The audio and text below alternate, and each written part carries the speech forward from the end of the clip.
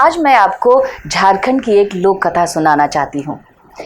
ये लोक कथा हमें पद्मश्री स्वर्गीय गिरधारी राम गोंजू जी ने सुनाई थी। यह उस वक्त सुनाई थी जब हम मंडा फिल्म के लिए रिसर्च कर रहे थे। उनके पास गए, घंटों बैठे, तब उन्होंने हमें कई सारी कहानियाँ सुनाई थी। उनमें से ये एक कहानी है। ये कहानी सुनाने का एक ख़ास मकसद है मेरा। कहानी तो गोंजू जी के हिसाब से मंडा पर्व से जुड़ती थी। अगर आप चाहें तो वो फिल्म हमारे रीडिस्कवर झारखंड के यूट्यूब चैनल पर देख ही सकते हैं। लेकिन इस कहानी को सुनते हुए मुझे एक और बात ध्यान में आई कि ये कहानी बहुत प्राचीन काल की है, लेकिन इसका संदेश आज भी उसी तरह लोग ले सकते हैं जैसे उस वक्त दी गई थी। ये लोक कथा उस काल की है जब इस प्रदेश में असुरों का वर्चस्व था। असुर अपने लोहा गलाने और उससे औजार बनाने की कला में माहिर थे। उनका उद्योग फल फूल रहा था। वे दिन रात इस काम में लगे रहते थे और इस काम की वजह से उनकी भट्टी कभी नहीं बुझती थी।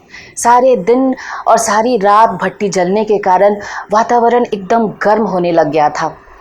मानव तो परेशान थे ही, साथ में जीव जंतु, पेड़ पौधे और नदी नाले भी सूखने लगे थे। सब हाहाकार करने लगे थे, लेकिन असुर अपने इस भट्टी को कभी नहीं बुझने देते थे। धरती की इस परेशानी को देखकर भगवान सिंह बोंगा, जो कि यहाँ के लोक देवता हैं, उन्होंने अपने दूत भेजे। दूत के रूप में ढेचुआ, कोयल, कौवा और किरकेट्टा को भेजा। उनके हाथों ये संदेश असुरों को भेजा कि दिन रात इस तरह भट्टी न जलाए और इस तरह काम न करे। इससे धरती के दूसरे सभी जीवों को परेशानी हो रही है, साथ में उनका स्वास्थ्य भी बिगड़ रहा है। तो ऐसा करना चाहिए कि एक वक्त काम करे और दूसरे वक्त भट्टी बुझाकर आराम करे। लेकिन असुरों ने उनकी बात नहीं मानी और इन सारे दूतों को भट्टी में झोंक दिया, जिससे कि लोक कथा का ये माना जाता है लोक कथा में कि इसी कारण भट्टी में झोंक दिए जाने के कारण उनका रंग काला हो गया। दूतों की ये परिणति देखकर भगवान सिंह बोंगा ने खुद धरती पर आने की सोची। उन्होंने एक खुजली वाले बालक का रूप धरा और उनके बीच आ गए। उन्होंने असुरों के ही बीच एक बूढ़े दंपति के घर में शरण ली और इसके बदले में उन्होंने वादा किया कि उनके छोटे बड़े काम कर देंगे। लेकिन वो तो बालक के रूप में आए थे, इसलिए असुरों के बच्चों को खेलते देखकर वो चंचल बालक उन्हीं बच्चों के बीच में खेल में एकदम मत हो जाता था।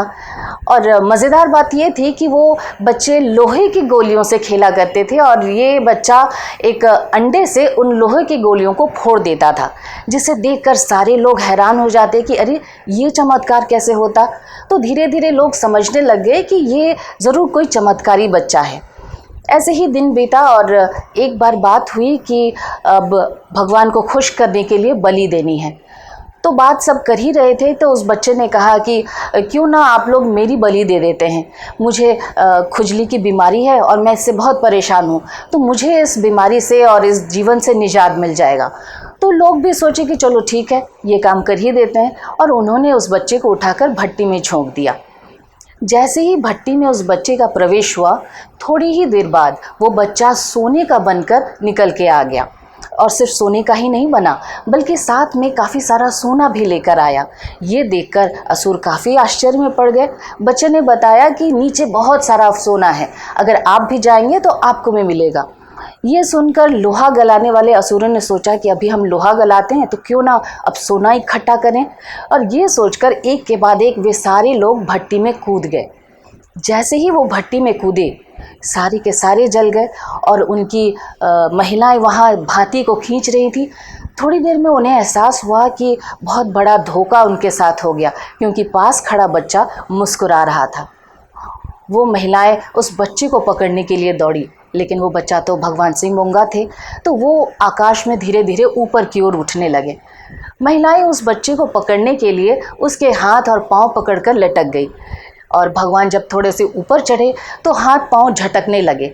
झटकते ही वो सारी महिलाएं कुछ दलदल में जाकर गिरी, कुछ पहाड़ पर जाकर गिरी और कुछ पेड़ पौधों के बीच में आकर फंस गई, और वहीं उनकी जीवन लीला समाप्त हो गई।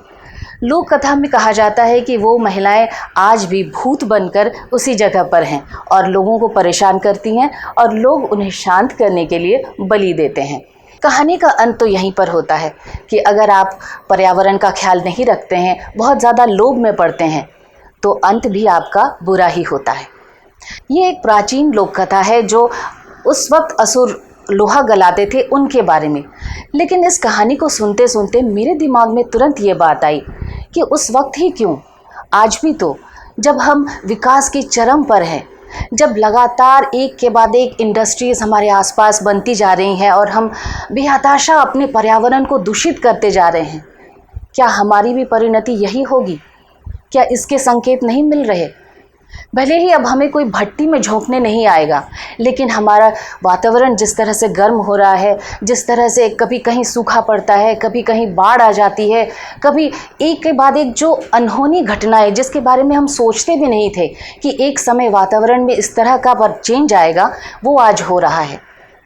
तो क्या ये एक संकेत नहीं है कि प्राचीन काल में कही गई लोक कथा आज भी इस समय खड़े होकर भी हम कह सकते हैं कि हाँ, अब हमें चेत जाना चाहिए कि उस समय जो बात हुई थी वो आज भी हमारे साथ हो सकती है, या शायद हम उसी ओर आगे बढ़ रहे हैं।